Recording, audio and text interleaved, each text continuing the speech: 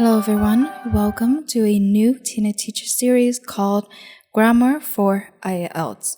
This lesson is about indefinite article, a and un, when to use them. Let's move on to the first part, using a. So you use a when the word behind it begins with a consonant or sounds like a consonant even though it has a vowel, okay? Even though it begins with a vowel. For example, a man, a hat, a university, a European, a one-way street, a university, and a European, okay? They both sound like consonant. They don't really sound like vowels. It's not clear, all right? Therefore, we would use a instead of un. I have a sentence here of all of the examples that we've looked so far.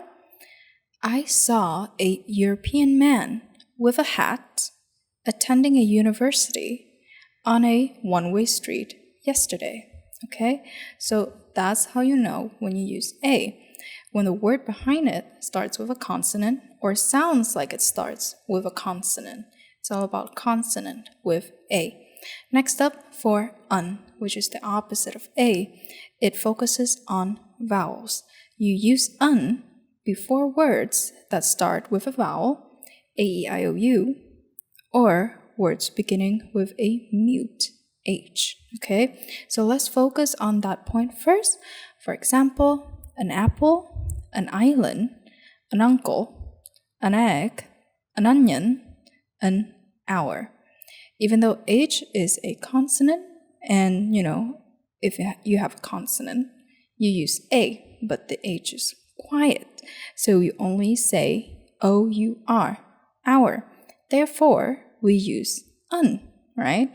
Because it sounds like a vowel. It doesn't sound like a consonant. H is not there, right? So we use un. An hour ago, I bought an apple, an egg, and an onion from an uncle on an island. Okay, funny sentence. Next up, another case for using un is individual letters spoken with a vowel sound. If you notice, a is all about consonant, sounding like a consonant, starting with a consonant, even if it starts with a vowel. For un, it's all about vowel. It's all about sounding like a vowel. It's about starting with a vowel, even if the word after the indefinite article starts with a consonant. Okay? Now, let's take a look at the examples for individual letters spoken with a vowel sound. An L plate. L is a consonant, but you say it as L, E-L. That's a vowel. It sounds like a vowel. So we use un. Same with an MP, an SOS, an X. Okay? So I do hope that you have a good grasp on that. Remember, A is for consonant or a vowel that sounds like a consonant. Okay? This may be a little bit difficult to get a hold on if you're not really good with pronunciation. But with a little bit of practice and a little bit of mindfulness, is nothing that you can't get over. Next up is un. Un is all about vowel, a, e, I, o, u, or things that sounds like vowels, okay? Mute h could be a special case because there are a lot of words that have muted h, where the h is silent and all you spell is just the vowel that comes after the h, okay? But this also applies to the words as well. If you ever come into contact with them, just remember, sounds like a vowel or starts with a vowel, un, okay? Same goes with individual letters. It's the same logic, but I just simply specify this for the sake of technicality and for the sake of, further clarity. Now let's take a look at genders. Both a and un are the same for both genders. So they don't mind feminine or masculine or whatever. So a man, a woman, an actor, an actress, a table, a chair. They just simply rely on the rule of vowel and consonant. They don't care about anything else, okay? So that's it for today's lesson. I do hope that you enjoy, and thank you for watching until the end. Our next topic is going to be about indefinite articles a and un plus nouns, okay? For example, singular nouns, and we're going to learn all about that in Grammar for IELTS lesson number 2. So don't forget to like and subscribe. Learn today, better tomorrow, and have a wonderful day. Hello everyone, welcome back to Tina Teach Grammar for IELTS. Today is another day about indefinite article a and un with nouns. What nouns, you may ask? Well, we're focusing on singular countable noun, okay?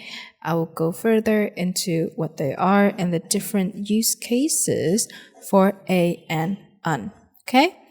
A and un is used before a singular noun that is countable. And what do I mean by countable? Of which there's more than one. So 2, 3, 4, 5, 6, 7, it is countable. You can count it, and it is more than one. That's what I mean. When it is mentioned for the first time and represents no particular person or thing. So it just means a thing, not a specific thing. For example, I have a table, okay? It's not a specific kind of table. I'm not saying that it's like a unique table or a special table or a table with a name or a table with a certain color. It's just a table, like any other table, okay? For example, I need a visa. They live in a condo. She bought ice cream.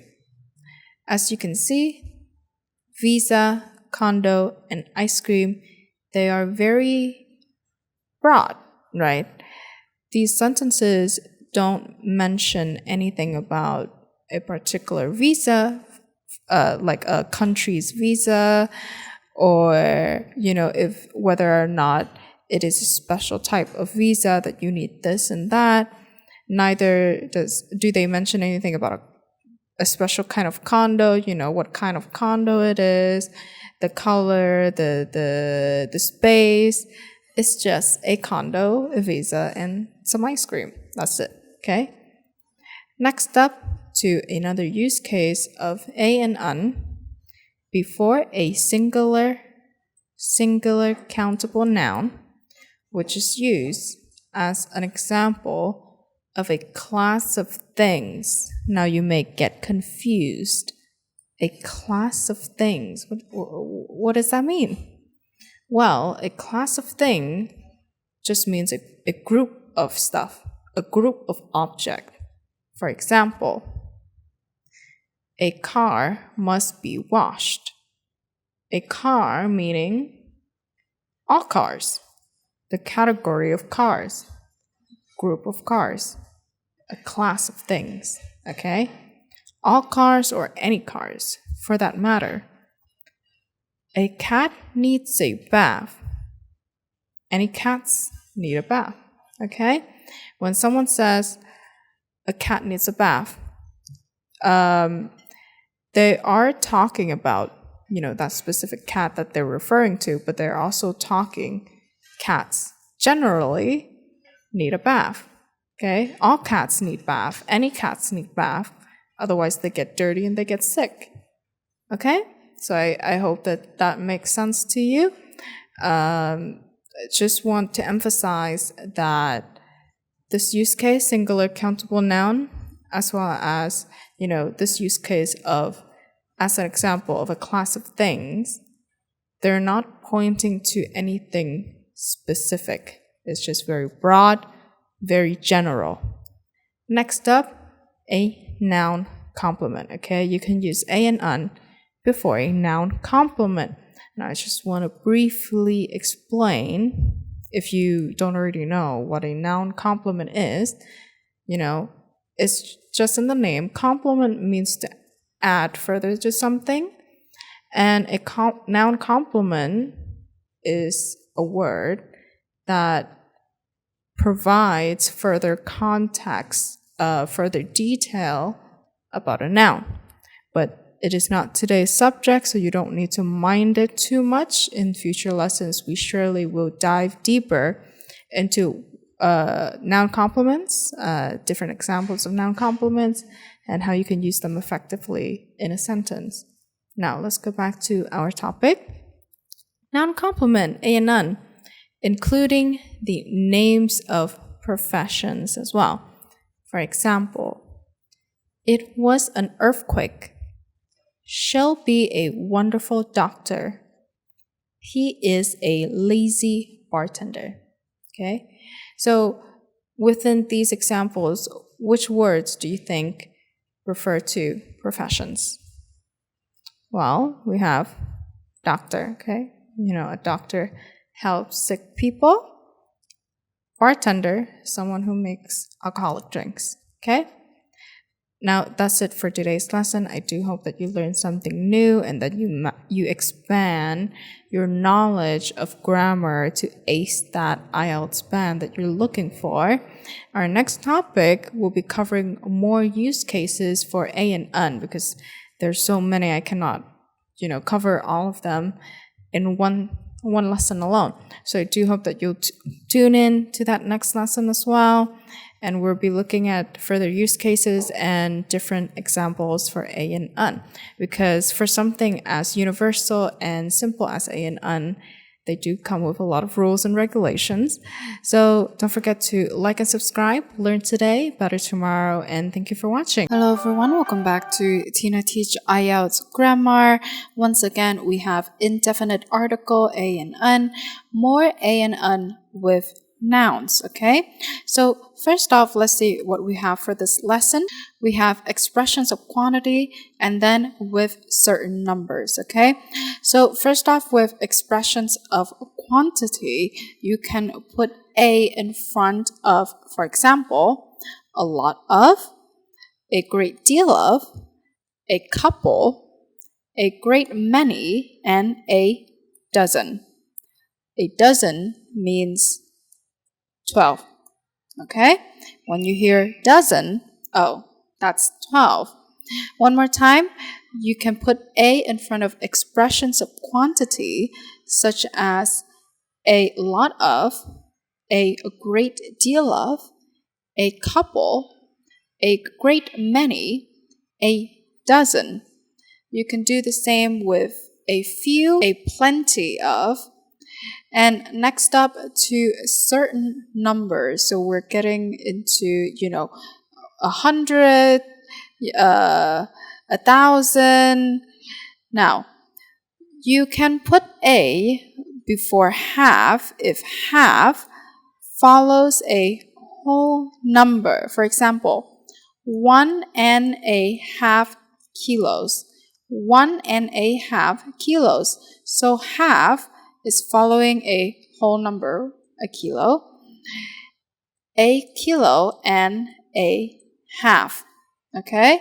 A kilo and a half, except for half a kilo. Half a pie, half an apple, half a dozen. All right, so those are examples, and it's just not limited to these alone. Now, you don't put a before half in this instant because it's just, half a dozen, half an apple, half a kilo, half a meter.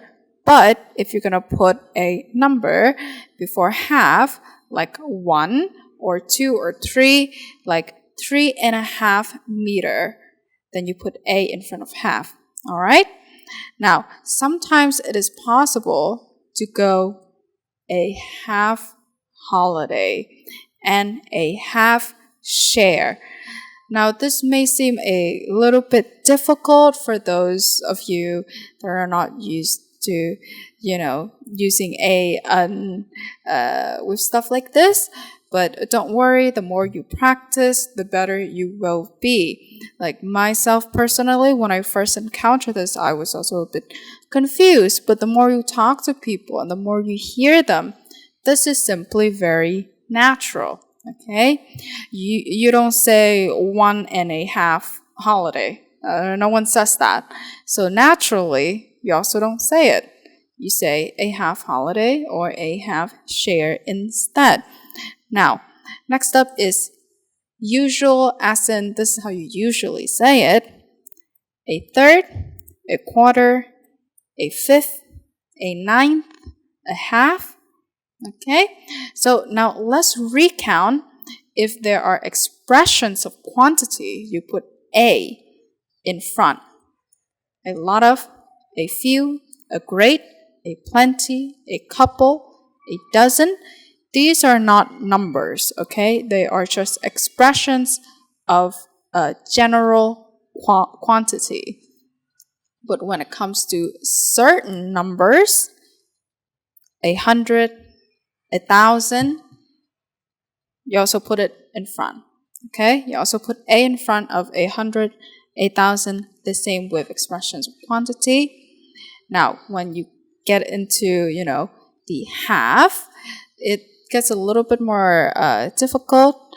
If there's a number before half, 1.5, 2.5, 3.5, you know what I mean, okay? Now, if there's only half, if you're just saying half a kilo, half an apple, half a peach, there's no need for an a in front of the half. Sometimes it is possible to say stuff like a half holiday, a half share, but that is just for certain terms. And usually you would say a third, a quarter, a fifth, a half. Okay? Let's move on to expressions of price, speed, ratio, and a little bit more. This time, a and un is in replacement of per. $1 a meter. It means that for every meter, there is $1. And this is the same as saying $1 per meter. Okay? 60 kilometers an hour. 60 kilometers per hour. 4 times a day. 4 times per day. Same thing. Next up, with exclamations before singular countable nouns. We have the singular form of this. Such a long queue. What a pretty girl. Naturally, when you use the plural form of these phrases, you exclude a and un completely. Such long queues. What pretty girls. All right? Now, with Mr., Mrs., Miss, and then surname, when you put a in front of Mr., Mrs., or Miss, it implies that you don't know this person. This person is a stranger to you. But if you get rid of the a, Mrs. Smith, Miss Smith, Mr. Smith, it means that you do know that person. You've met them before, maybe you've talked to them before, okay? Now, let's go through it one more time. Expressions of price and speed. A and un is the same as per. So, $1 a meter, $1 per meter. With exclamations before singular and countable noun, such a long queue. What a pretty girl. But with the plural form, such long queues. What pretty girls. Now, with Mr., Mrs., and Miss plus surname, if you add an a before any of these three, it means you don't know that person. They are a stranger. But if you get rid of the a and you just say Mr. Smith, you know them. You've met them before. Okay? So, thank you for watching until the end. I do hope that you learned something new today and what I've explained is quite clear to you. Now, our next topic is going to be omission of an, the complete opposite of what we've learned so far, when to not use an, un. Okay, so don't forget to like and subscribe. Remember to comment what you've learned and learn today, better tomorrow. Have a wonderful day. Hello everyone, welcome back to Tina Teach IELTS Grammar, another lesson about indefinite article, but this time about omission of a and an, when we should not include an indefinite article. First off, before plural nouns, indefinite articles a and an refers to a singular thing. So singular meaning one thing. You would say a dog, but not a dogs, because dogs is multiple, many dogs, right? And this is in conflict with a and un. That only means one. Therefore, you do not use indefinite article before a plural noun. Okay? Next up is names of meals. You can certainly say, I had breakfast. I had dinner. We had lunch, for example. But if you put an adjective before the words such as breakfast, meal, lunch, dinner, you have to add a or un. For example, we have breakfast at 8. No need for a or un, but we had a good breakfast at 8. Now that's different, okay? A and un is also used when it is a special meal. A special meal to celebrate something or in someone's honor, okay? For example, I was invited to dinner. No a and un there. But I was invited to a dinner given to welcome the new president. So this is both a celebration and in someone else's honor, right? The celebration is a welcoming party, let's say, or a welcoming dinner. To who? To the new president, okay? So let's recap this part of our lesson first. You do not use a or un when you use plural nouns, okay? If you're talking about one thing, yeah, you can use a dog, a cup, a pizza, but if it's multiple dogs or multiple cups or multiple pizzas, no need for indefinite noun. Next up, you don't need to use a and un before words such as breakfast, dinner, lunch. But if you put an adjective in front of those words, and an adjective describes a noun, right? Lovely, cute, ugly, nasty, wonderful, those are adjectives. You have to have a or un. We had a good breakfast at 8, okay? Now, a and un is also used when, you're invited to something to celebrate or in someone else's honor. You wouldn't say, I was invited to a dinner. That sounds a bit weird. But you would say, I was invited to a dinner given to welcome or celebrate in someone's honor the new president. Okay? Let's move on to the next part. No repetition for the same noun. If you're using, right, a noun within a sentence, it's not recommended to have repetitive a or un. Indefinite articles should not be used twice for the same noun in a sentence. For example, Emily is a cook and waitress. That's the correct form. You wouldn't say Emily is a cook and a waitress. Okay, that wouldn't be grammatically correct.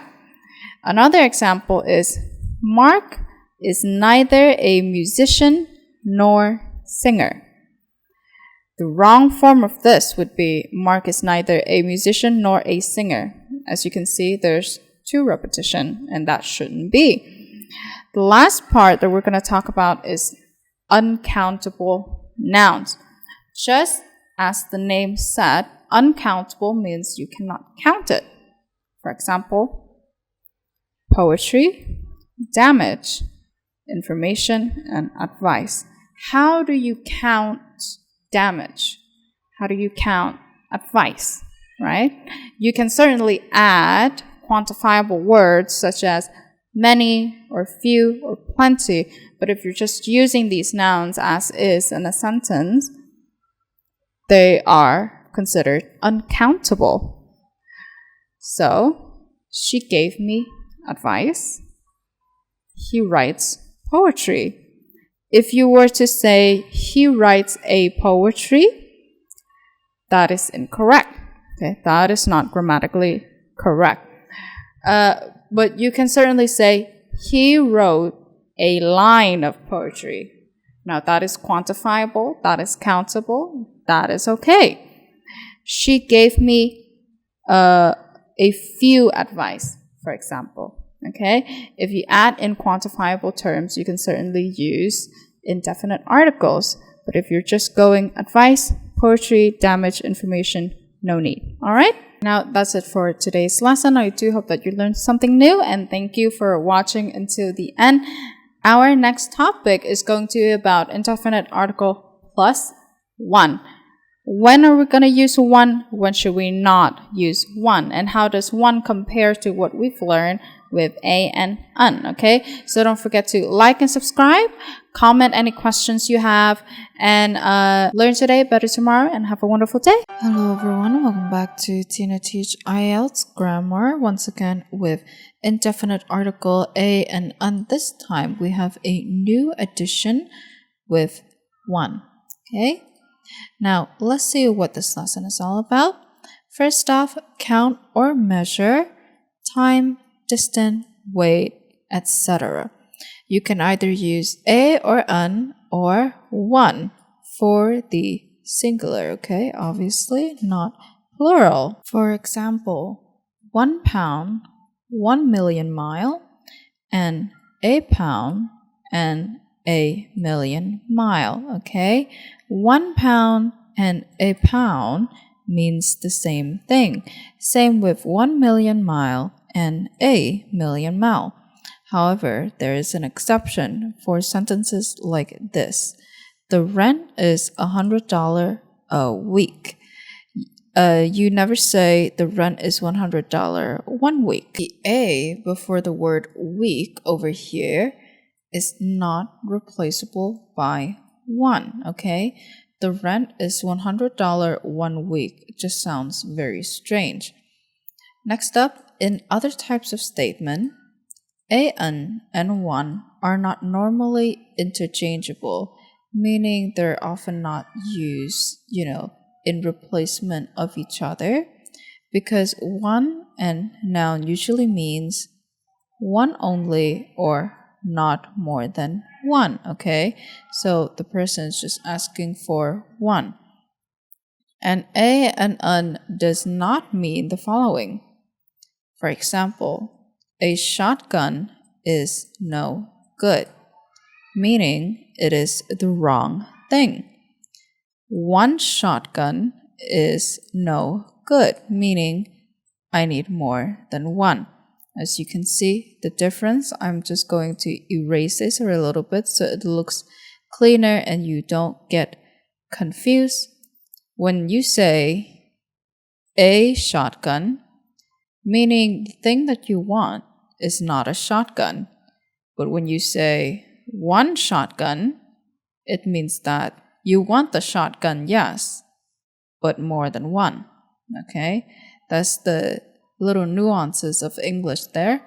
Next up, let's see special uses of one. One as an adjective and a pronoun used with another and others. For example, One boy, boy here I put in parentheses. So it's, you can go one wanted to read or one boy wanted to read. The boy here is just implied. One boy wanted to read, another wanted to watch TV. Or one boy wanted to read, others wanted to watch TV. One day he wanted his lunch early, another day he wanted it late. Okay? Or you can say, other day he wanted it late. Next up, one can be used before day, week, month, year, summer, winter, all of those words that are similar, or before the name of the day or month. For example, Tuesday, January, April, Thursday, to denote a particular time when something happened. For example, one night there was a terrible storm. One day a basket arrived. So we're using one along with a word, day, week, month, year, summer, winter, spring, Tuesday, Wednesday, Thursday, or like January, February, March, to indicate the time of something happening. Okay, one night, so it happens at night, on one day, a terrible storm happened. All right, now let's look at the last part here. One day can also be used to mean at some future date. Okay, one day you'll be sorry, meaning sometime in the future you will be sorry. All right, as simple and straightforward as that. Now let's take a look at the final part here of our lesson. An and one pronoun. One is the equivalent of a and an. As we've seen before, in some sentences you can use them interchangeably, on others you cannot.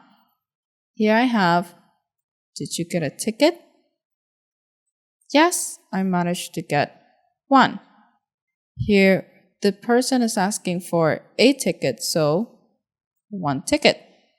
However, if it's plural, the alternative for one is some. Did you get tickets? Yes, I managed to get some, right? The person is asking for tickets, plural, and you can reply with some, which is the plural form. Now that's it for today's lesson. I hope that you learned something new. Don't forget to like, subscribe, and comment any questions that you have.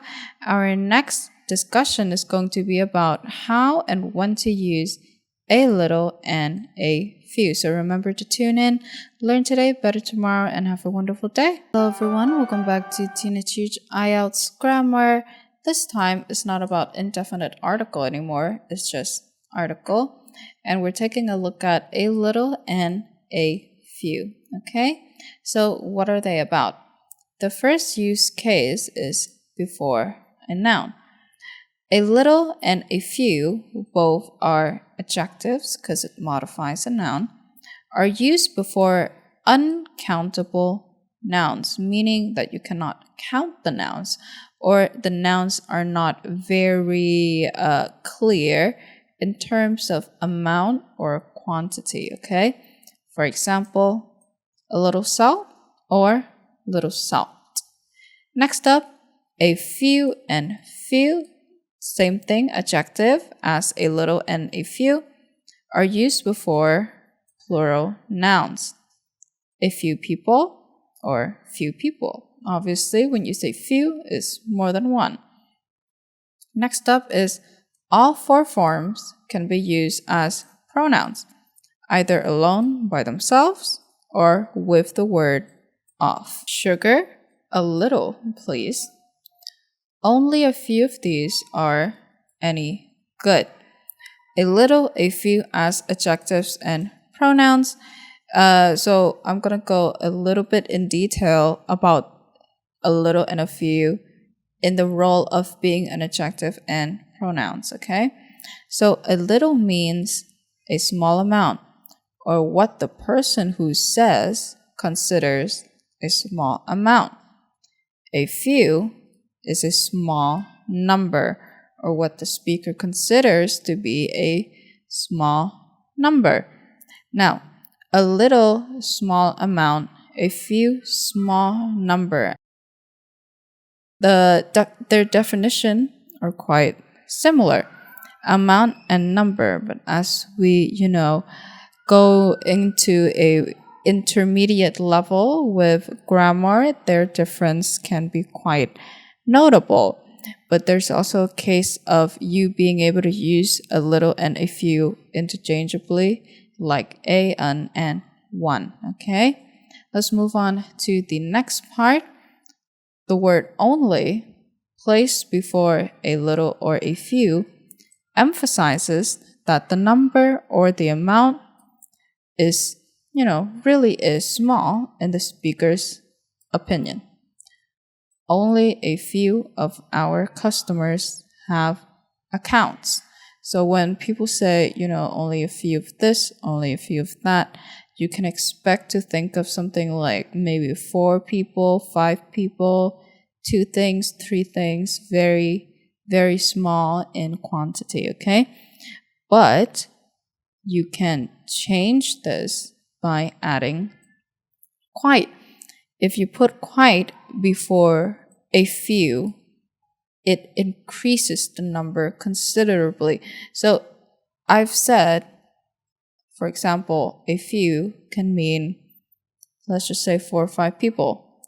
But if you say quite a few, we're talking 20, 30, 40. That is a big, big jump, right? Here I have an example. I have quite a few books on chemistry, meaning I have quite a lot, or I have a lot of books on chemistry, even though we have a few over here, but it's been modified by. I do hope that you learned something new today. I know this lesson is a bit short, but I just want to get everything with clarity before we move on to a variant of a little and a few, little and few. So don't forget to like, subscribe, and comment. Learn today, better tomorrow, and have a wonderful day. Hello everyone, welcome back to Tina Teach IELTS Grammar. Today's lesson is about little and few, both serving as adjectives and pronouns, okay? So let's kickstart our lesson with the first few use cases. Little and few means scarcity or lack of. It means that you don't have much of something, okay? You don't. And that's what little and few mean. And they also have almost the force of a negative. Now I'm going to give you some examples so you can comprehend this a little bit better. There was little time for consultation. There was little time for consultation. Little is known about the side effect of this drug. Little is known about the side effect of this drug. Few towns have such splendid statues. Few towns have such splendid statues. Okay? As you can see, little denoting or referencing that we don't have much time here. And little over here meaning not much is known. You don't have a lot of knowledge when it comes to this drug, okay? And for the last one, we have few instead of little, but it serves the same purpose. Few towns, meaning not a lot of towns, or only, 1 or 2 towns have such splendid statues, okay? Now, this use of little and few is mainly used in written English as opposed to spoken English, because when you speak it, they're often mistaken with a little and a few, okay? And it's just a natural thing. Even if you enunciate and you say them correctly, a lot of listeners will just automatically assume, oh, little means a little and a few is a few. Okay, it just comes naturally to them.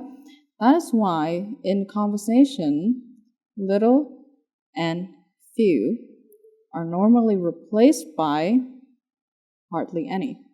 Okay, for example, you can say there's little time. Replace that with hardly any and it becomes there's hardly any time. Okay, another example would be there are few cupcakes. There are hardly any cupcakes. All right, let's move on to the second part of use cases.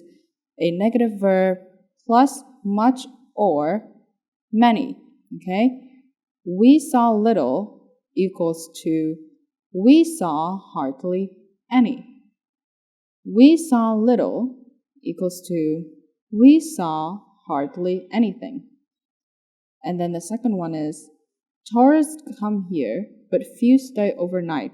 It's the same as saying tourists come here, but hardly any stay overnight. Okay? I'm going to go through it one more time so you can get my pronunciation. Tourists come here, but few stay overnight. Tourists come here, but hardly any stay overnight.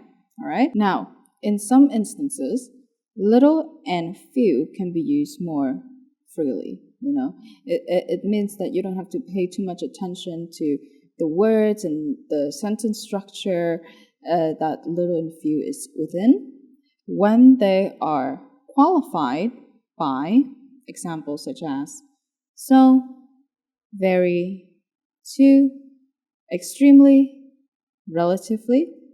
Another variant of few can also be used, such as fewer.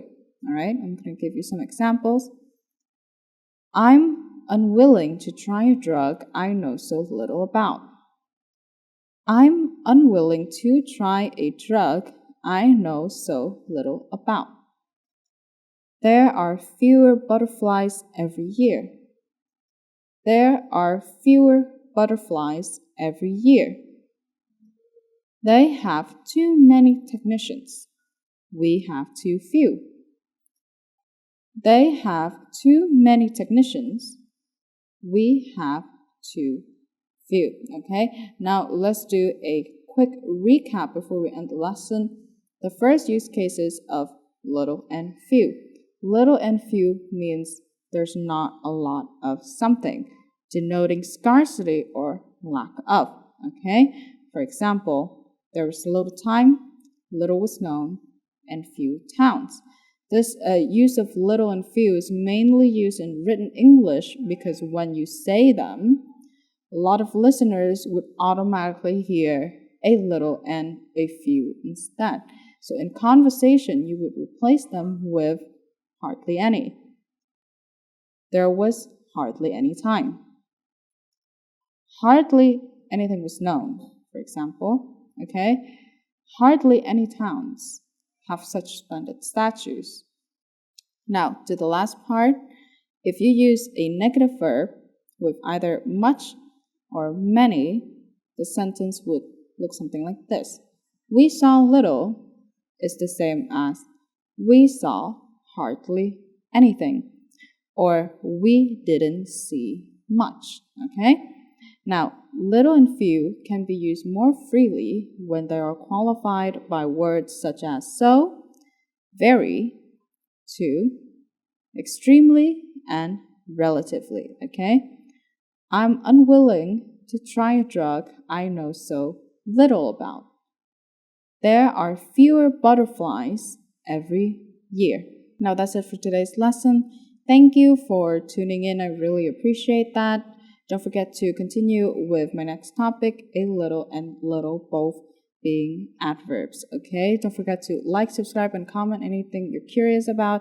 Learn today, better tomorrow, and have a wonderful day. Hello everyone, welcome back to Tina Teach IELTS Grammar. Today's with adverbs, a little and little. Okay? Let's continue with the lesson. The use cases of a little. Number 1, it can be used with verbs. It rained a little during the night. It rained a little during the night. Number 2, with quote-unquote unfavorable adjectives and adverbs. A little anxious, a little impatiently, a little annoyed, a little frustrated, a little precious, so on and so forth. Number 3, little could also be used with comparative adjectives or adverbs, such as the paper should be a little thicker, or the paper should be a little denser. The paper should be a little softer, okay? Rather could actually replace a little, and it can also be used before comparatives. However, a little is more common, okay? Examples of replacing a little with rather could be rather anxious, rather impatiently, rather annoyed. The paper is rather thin.